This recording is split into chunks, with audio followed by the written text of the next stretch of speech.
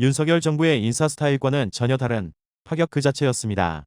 국방, 노동, 농림 각 부처에서 어떤 인물들이 왜 선택되었는지 그 배경을 들여다보면 이재명 정부의 국정 철학이 보입니다. 지금부터 겸손우님들 다해서 같이 보겠습니다. 어제 11개 부처 인선이 발표됐잖아요. 소개 좀 해주세요. 네, 그렇습니다. 과학기술정보통신부 장관은 배경훈, 외교부 장관은 조현, 통일부 장관은 정동영, 국방부 장관은 안규백, 국가보훈부 장관은 권오을, 농림축산식품부 장관은 송미령, 환경부 장관은 김성환, 고용노동부 장관은 김영훈, 여성가족부 장관은 강선우, 해양수산부 장관은 전재수, 중소벤처기업부 장관은 항성숙, 국무조정실장은 윤창열이 지명됐습니다. 혹시 정치 저관여층이라는 본인 기준에 본인 눈에 띈 사람 있어요? 네, 저는 정동영 장관입니다. 왜요? 어릴 때 본 것 같아서. 어릴 때 봤을 거예요. 네. 이분이 노무현 대통령 시절에 통일부 장관 했는데 20년 만에 다시 돌아왔으면 딱 20년인데 자, 그분도 다시 자리에 모시고 왜 대통령이 본인을 지명했을 거라고 생각하냐 물을 만하긴 한데 지금 이분들 중에 제 기준으로 가장 눈길을 끈 인물 셋을 꼽으라면 우선 안기백 의원은 우리 헌정사의 최초 민간인 출신 국방장관이거든요. 국방장관은 항상 군 출신이 해왔어요. 네. 그래서 군 출신이라는 건 장성 출신을 말합니다. 왜냐하면 우리나라 남성들 대부분은 군 출신이기 때문에 그렇게 따지면 그냥 군 출신이 아니라 직업 군인들 출신이죠. 근데 안기백 의원은 5선 의원인데 5선 내내 국방위원을 했어요. 이게 얼마나 이례적이냐면 국회 국방위는 가장 인기 없는 상임위 중에 하나입니다. 그래서 주로 초선, 비례, 군 출신도 재선되면 국방위 안 가려고 그래요. 인기가 없습니다. 근데 서울 지역구의원이 국방위원을 계속했다. 20년 동안. 그 자체가 유일한 케이스예요. 국회의원들 중에. 국방의 진심인 거죠. 그래서 그 전문성을 인정한 것으로 보이는데 물론 이제 아니 우리처럼 이렇게 남북 대치 상황에서 민간인 출신이 하면 되냐 우려할 수 있어요. 군 출신이 아니라서 놓치는 것도 있겠죠. 근데 그동안 군 출신이라서 놓치는 부분도 분명히 있었을 거거든. 그러니까 어디에 방점을 둘 것인가가 문제인데 사실 군에 대한 문민 통제 군을 민이 통제하는 전통이 확고히 자리 잡은 선진국들은 군 경력이 전무한 민간 출신 그 여성 국방장관도 배출된 지 오래됐어요. 세계 최초로 1990년 핀란드에서 여성 국방장관이 배출이 되거든요. 35년이나 지났어요. 그 이후 이 서방 주요 국가들 대부분 여성 국방장관이 배출이 됐는데 네덜란드 제닌 해리스 팔라스 하르트인가? 네. 그리고 프랑스 또 여러 명 나왔죠. 실비 글라르인가? 이 양반이 최초였고 그 이후 여러 명 나왔고 이탈리아도 로베르타 피노티 그리고 이어서 계속 여성 국방장관이 나왔고 서방 주요 유럽 국가 중에는 영국이 거의 마지막인데 이게 2019년이에요. 페니 모돈턴가? 예. 네. 너무 많아서 여성 국방 민간 출신 여성 국방 장관이 너무 많아서 여성 국방 장관이라는 거는 뉴스가 안 됩니다 이제. 스페인에서도 여러 명 여성 국방 장관이 나왔는데 그 중에서 2017년에 카르멘 차콘이라고 당시 만삭의 몸이었어요. 만삭의 몸으로 의장대 사회를 받고 그 정도는 돼야 외신을 탔거든요. 이 장면은 혹시 보신 적 있어요? 본 적 있습니다. 네. 어땠어요? 멋있었습니다. 지금도 멋있습니다. 저도 민간인 출신 여성 국방장관 볼 때마다 멋있다고 생각하는데 근데 이제 너무 흔해서 국방장관 여성 국방장관 정도로는 뉴스가 안 되고 유럽연합 EU 위원장까지 간 우르줄라 폰데어 라이엔이라고 있어요. 들어봤어요? 네, 압니다. 이분이 독일 최초의 국방장관 출신입니다. 네. 그 정도는 돼야 이제 주목을 받죠. 근데 이 양반은 의사 출신이에요. 군 출신이 아닙니다. 아예. 여성 국방장관들 중에 뭐 교사 출신도 있고 그래요. 그러니까 군 출신이 군을 지휘해야 한다는 거는 옛날 생각이에요. 전쟁의 양상이 이제 근육과 무기로 하는 게 아니고 민간과 어떻게 협력 체제를 구축할 것이냐.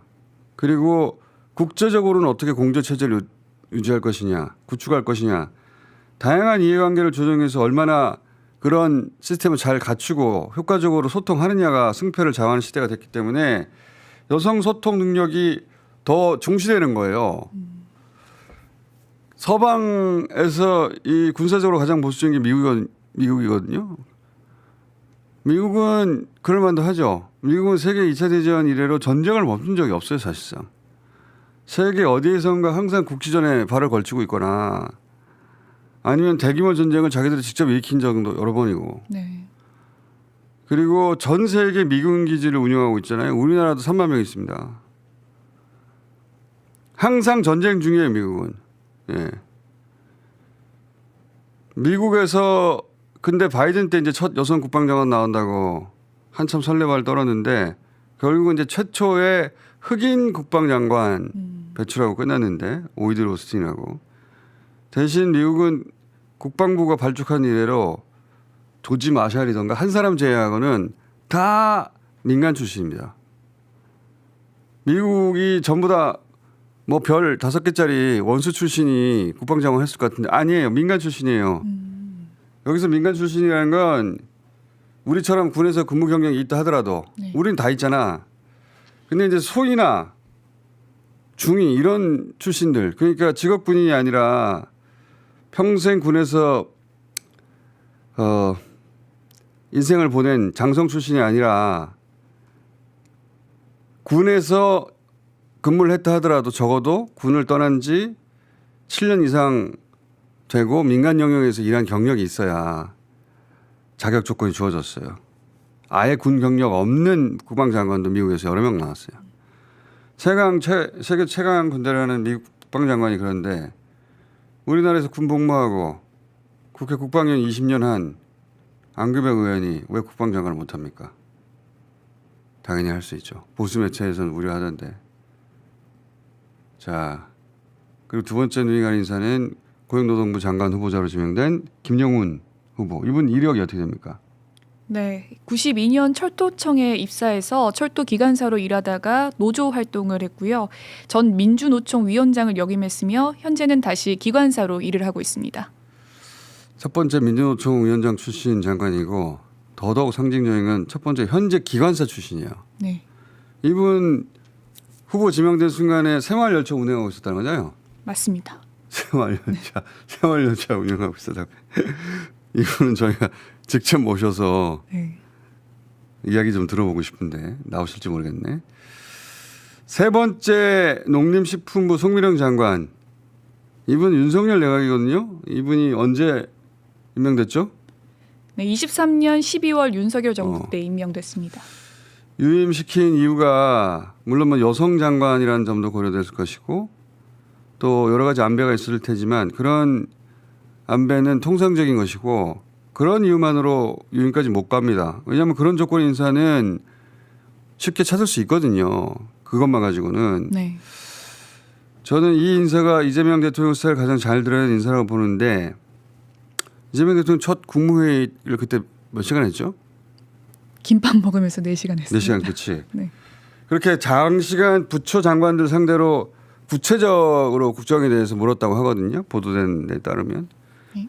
이재명 대통령 스타일이 공적 시간은 1분도 허투루 쓰지 않는다는 거예요. 그래서 아주 빡세게 했을 것 같은데 근데 몇 시간씩 구체적으로 질문하고 답을 하게 되면 그 장관들 답변을 통해서 각 장관들의 부처 현안에 대한 이해도나 부처 장악력, 그 실력이 드러나기 마련이거든요. 저는 그 국무회의 시간을 이재명 대통령의 국정 현황을 파악하는 용도뿐만 아니라 개개인 면접 시간으로 활용한 것 같아요. 그래서 그 면접에 답변을 제대로 했나 보다. 네. 물론 그 이전 내란에 대한 입장부터 최저 기준을 통과했겠죠. 이거 통과하지 않고서는 예를 들어 김용현을 어떻게 씁니까? 안 되죠. 안 되죠. 네.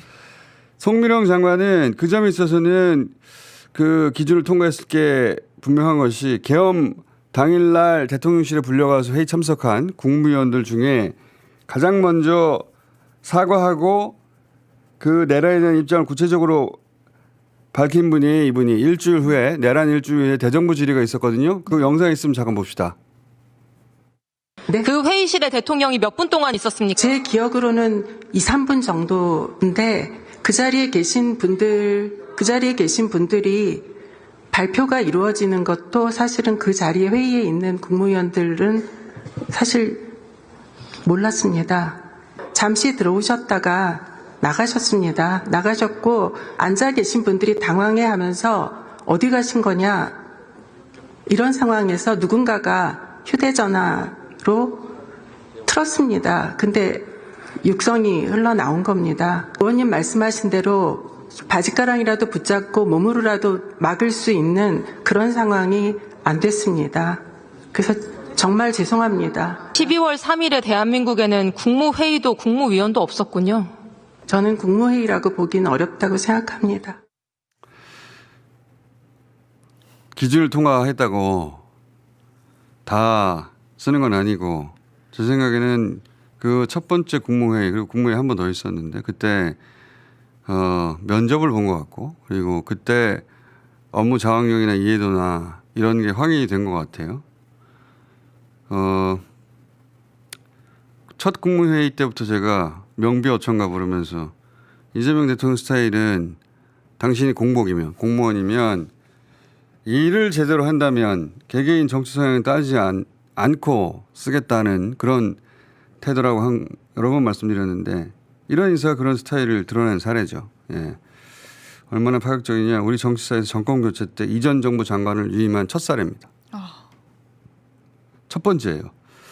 그래서 이 송민영 장관 본인이 당황했다고 어제 국회 농림축산해양위 회의가 있었는데 그때 국민의힘 이만희 의원이 소감을 물었거든요. 네. 그 소감을 이렇게 답을 합니다. 저도 상당히 당황스러운 지금 상태인데요. 분골쇄신하는 자세로 최선을 다하겠습니다. 본인도 곧 잘릴 거라 생각했겠죠. 예. 건국 이래로 항상 그래왔으니까. 이 인사가 개인적으로 가장 인상적인 인사인데 지금까지는. 이 인사는 공직사회에 과거 어떠했던 간에 지금 국정 철학을 제대로 수행하면 누구든 동용될 수 있다 하는 신호를 주죠. 그러면 일을 하게 되죠. 이분도 가능하면 스튜디오에 모시고 이야기 한번 들어봐야 되겠습니다. 그리고 이런 인사는 또 한 가지 정무적 이점도 있어요. 이런 인사를 했기 때문에 민주노총 출신의 현직 철도 기관사 인사를 해도 아무도 시비를 걸지 않아요. 그런 이점도